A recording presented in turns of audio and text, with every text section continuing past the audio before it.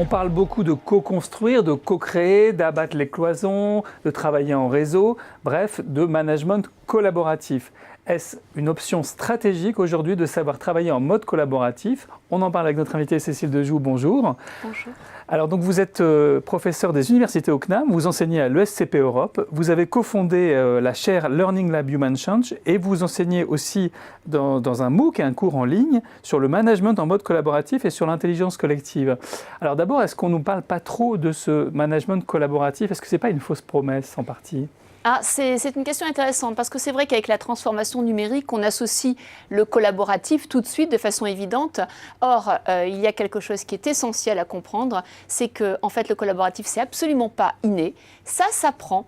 Donc c'est pour ça qu'en fait, ce MOOC est là pour donner en fait les basiques et le mode opératoire, comment faire un collaboratif intelligent pour créer de l'intelligence collective. Oui, parce que ce que vous expliquez, c'est que le collaboratif, c'est pas que chacun veut ce qu'il veut, c'est qu'il faut des règles. Donc comment est-ce qu'on crée ces règles? Quelles règles il faut mettre en place pour que ça marche?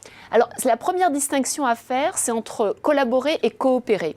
Collaborer, c'est quoi? C'est prendre des personnes qui sont dans un groupe et faire en sorte que chacun fasse une tâche. Donc 1 + 1 = 2. Coopérer, c'est être face à une situation complexe et co-créer ensemble. Et le sujet, il est bien là.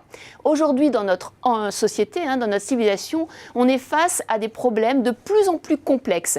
On veut innover avec des problématiques compliquées et une personne, un groupe ou une entreprise ne peut plus y arriver seule. Et donc, on est obligé de travailler avec des écosystèmes. Et pour ça, on doit être en mode coopératif et donc en mode collaboratif en créant de l'intelligence collective. C'est la raison pour laquelle il faut apprendre. Alors, on dit que c'est une compétence. Donc, quel est selon vous le profil du manager en mode collaboratif qui parvient à créer cette intelligence collective autour de lui? Alors nous avons fait plusieurs enquêtes sur les entreprises qui fonctionnent en intelligence collective et c'est très intéressant parce que l'une d'elles qui crée de l'œuvre collaborative, qui est Ubisoft, les jeux, est assez symbolique de ce qui fonctionne et marche bien. Déjà, il faut des équipes diverses, c'est-à-dire des personnes qui ont des talents qui vont être dans des horizons complémentaires. La deuxième caractéristique, c'est qu'en fait, il faut laisser des périodes de frottement, de la gestion de crise, parce que c'est souvent dans la crise qu'il y a de la créativité et donc des idées nouvelles qui apparaissent. Troisièmement, il faut absolument que le manager pose un cadre de confiance, de bienveillance. Pourquoi? Parce que si on veut pouvoir exprimer des idées différentes, il faut qu'on soit sûr qu'en fait, on ne sera pas sanctionné à la fin. Donc le cadre de confiance imposé et proposé par le manager est important.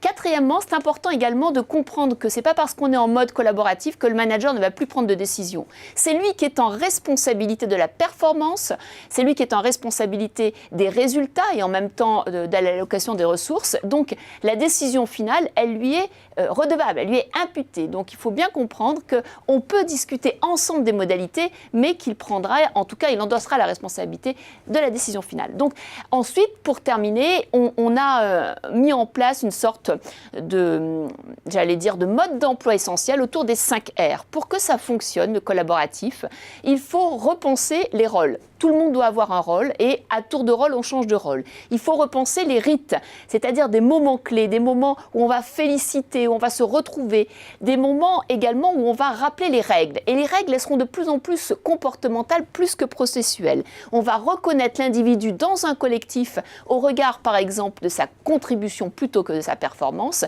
Et surtout, il doit y avoir un respect de la différence. Donc, si vous voulez, les 5 R nous aident à aider, à mettre en place un bon management collaboratif pour susciter de l'intelligence collective. Donc on suscite de l'intelligence collective avec quand même de l'organisation. Cécile Dejoux, merci pour ces explications. Merci.